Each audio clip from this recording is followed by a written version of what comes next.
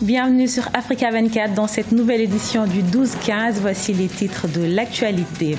Pour sa deuxième sortie dans le cadre de la campagne présidentielle au Gabon, le président Ali Bongo Ondimba s'est rendu au centre du pays. Une occasion pour le président sortant d'inviter les électeurs à faire le bon choix le 27 août 2016.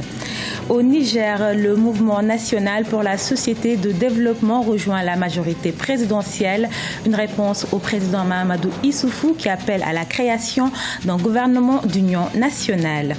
Et puis en Guinée, un volontaire au secours des enfants de la rue, Ibrahima Saïkou Diallo, a pour objectif d'obtenir de l'aide du gouvernement pour étendre son œuvre à plusieurs enfants. Mais avant de développer ses titres en Zambie, le président Edgar Lungu est réélu au premier tour de l'élection présidentielle.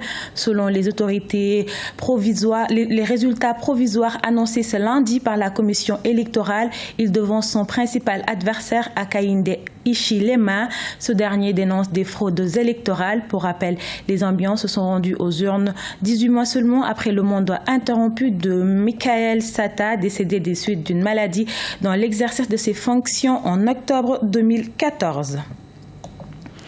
Au Gabon, pour sa deuxième sortie dans cette campagne présidentielle, le président candidat à sa propre succession, Ali Bongo Ondimba, a tenu 2 meetings ce dimanche dans la province du Moyen-Ogooué, au centre du Gabon. Notre correspondant Douglas Toutoum a participé à ce rassemblement reportage. Après son ouverture de campagne à Libreville qui a mobilisé 60 000 personnes selon la police, le président sortant Ali Bongo Ondimba a poursuivi sa campagne de candidat à l'élection présidentielle du 27 août 2016 dans la province du Moyen-Ogooué. Une étape dans la ville de Njolé au cœur du Moyen-Ogooué avant de gagner Fougamou dans l'Angounié puis de rallier la capitale provinciale Lambaréné. Dans une allocution conquérante, Ali Bongo Ondimba a invité son auditoire du jour à faire le bon choix le jour du scrutin. Vous aurez à choisir. Mais si vous choisissez l'un de ces 13, vous savez que vous prenez un grand risque pour notre pays. Car ces gens-là représentent un risque pour le Gabon, un risque pour notre pays. Car ce sont les candidats de la marche arrière. Ce sont les candidats qui voient tout dans le rétroviseur. Tout était pour eux et rien pour vous. Voilà ce temps qu'ils veulent retrouver. Mais ce Gabon-là, nous n'en voulons plus. Ce Gabon-là, c'est terminé. Alors moi, j'ai un autre choix.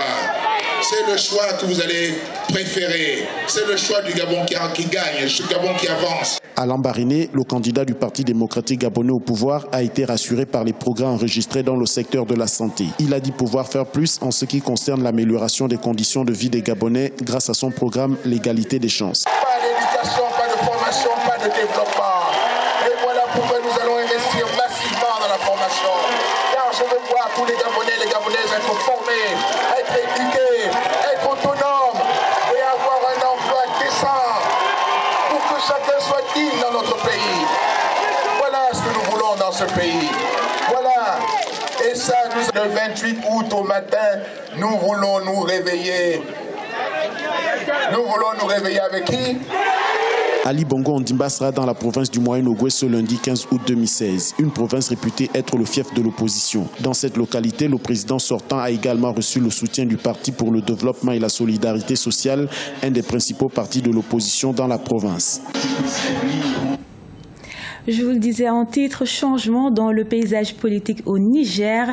La troisième force politique du pays, le Mouvement national pour la société du développement, le MNSD Nassara, quitte l'opposition pour rejoindre la majorité au pouvoir.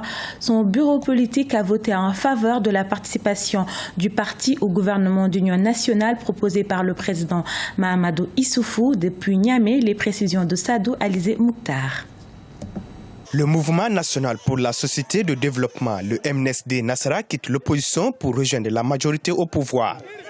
Réélu pour un deuxième quinquennat en mars 2016, le président Issoufou Mahamadou a lancé le 2 août 2016, dans son message à l'occasion de la célébration du 56e anniversaire de l'indépendance du pays, un appel à l'opposition pour la formation d'un gouvernement d'union nationale. Ce Niger nouveau que je souhaite, je le veux avec tous les Nigériens.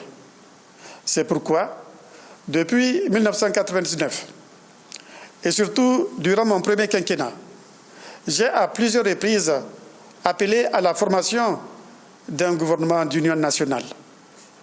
J'ai encore la ferme conviction que seul le rassemblement de tous les Nigérians peut permettre de faire face aux défis, notamment sécuritaires, auxquels notre pays est confronté. Cet appel du président Issoufou Mahamadou a été entendu au MNSD Nassara. Avec une majorité, 144 voix pour et 4 contre, le bureau politique national du parti a donné un avis favorable pour quitter l'opposition et rejoindre la majorité au pouvoir. Le bureau politique a par la même occasion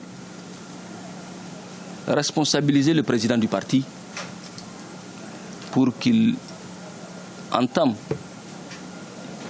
toutes les démarches utiles en vue de la concrétisation de cette volonté du parti de participer à la gestion du pouvoir d'État en mettant en avant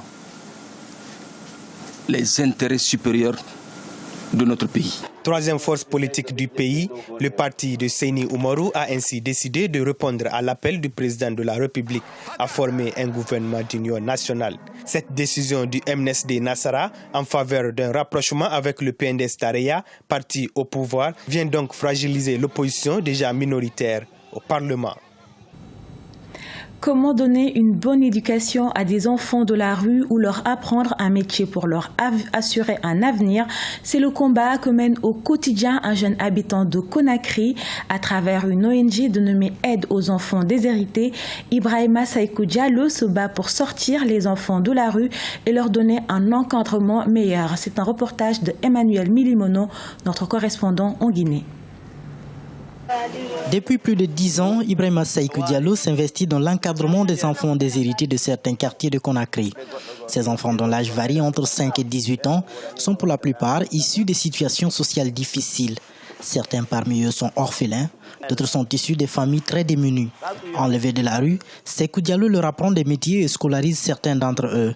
Plus d'une cinquantaine apprennent différents métiers à défaut d'aller à l'école. En effet, dans ces quartiers de la banlieue de Conakry, il n'existe pratiquement que d'écoles privées, trop chères pour les parents dont la plupart n'ont pas de revenus. Il y a 4 chez moi qui paient leur école. Et vont à l'école, 4 pour le moment. Mais il y a certains enfants aussi ici, leurs parents n'ont pas de moyens. Est-ce que vous voyez, les enfants ne peuvent pas aller à l'école puisqu'il n'y a pas une école, privée, il n'y a pas une école publique vers chez nous ici. L'école privée là c'est cher puisqu'il n'y a pas moins de 50 000, 100 000, il y a des maternelles comme des étages là ici. Ici là c'est 110 000 maternelles. Certains parmi ces enfants arrivent à alterner les métiers et l'école. Leur encadreur a en effet réussi à en inscrire quelques-uns et fait suivre des cours d'alphabétisation aux autres. Son rêve est de pouvoir sortir un jour tous les enfants de la rue et les aider à persévérer et à réussir dans un métier de leur choix. Il m'a dit de venir ici apprendre le métier, il m'a envoyé à l'école. À ce moment, j'ai fait la 7e année. Il m'a aidé jusqu'à maintenant, j'ai fait la 10e année. J'ai un tableau ici. Des fois, comme aujourd'hui, là, vous avez, il n'y a pas tellement de travail. Les enfants là, viennent suivre dans ce tableau-là pour apprendre l'alphabétisation ABCD, pour avoir écrit au moins leur nom. Ça aussi, on a organisé ça. On fait ça 3 fois par semaine ici. La plupart des enfants qui fréquentent ces ateliers sont parfois exposés à toutes sortes de dangers dans la rue. Plusieurs d'entre eux ont perdu leurs parents, certains au cours des violentes manifestations des rues à Conakry. Le but d'Ibrahima Saïkou Diallo est de les faire éviter un échec à travers un manque d'encadrement qui pourrait faire d'eux des potentiels délinquants. Un combat que le ministère guinéen de l'Action sociale, de la promotion féminine et de l'enfance a bien compris et commence à accompagner. La République du Congo célèbre ce lundi son 56e anniversaire d'accession à la souveraineté internationale. Plusieurs chefs d'État du continent assistent au traditionnel défilé civil et militaire. Situé dans le sud du pays, Montingou est choisi pour abriter ces festivités. À cet effet, le président Denis Sassou Nguesso a inauguré plusieurs infrastructures dans le cadre de son programme de municipalisation accélérée.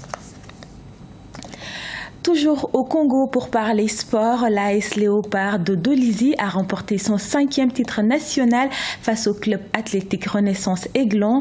C'est en marge des festivités de la fête nationale congolaise. Ce dimanche 14 août, la rencontre s'est jouée à Mandingu dans le département de la Bouenza. Deva Panzo, notre correspondant au Congo, reportage. L'AC Léopard de Dolisie a soulevé dimanche 14 août sa 5e Coupe du Congo de football par un score étriqué d'1-0 face au club athlétique Aiglon, Kara. Cette rencontre s'est disputée en présence du chef de l'État Denis Sassou Nguesso ainsi que de nombreux de ses pairs africains. Après leur défaite concédée l'an dernier devant les Diables Noirs à Ouesso, l'AC Léopard s'est racheté auprès de ses fans.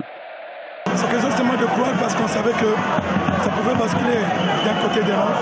Nous, on est resté calme, on a cru en notre potentialité. C'est pourtant le Kara qui s'est offert les meilleures occasions du match qu'a abrité le stade Omnisport de Mandingou dans le département de la Bouenza. Les dribbles de Yannick Mbemba qui ont régalé les spectateurs n'ont pu empêcher César Gadier à ouvrir le score à la 89e minute alors qu'on s'est dirigé éventuellement vers les prolongations. Dans un match de finale, il y a une équipe qui est victorieuse, donc c'est les Léopards. Ce n'était pas attendu parce que nous étions là pour relever les défis de notre équipe pour ne pas perdre devant les Léopards. Mais ce qui est arrivé, c'est un match de football. La finale féminine qui s'est jouée plus tôt a connu la victoire des filles de l'AC Léopard face au FC La Source par 2-0. La finale de la Coupe du Congo est inscrite dans la liste des événements liés aux festivités de l'indépendance de la République du Congo.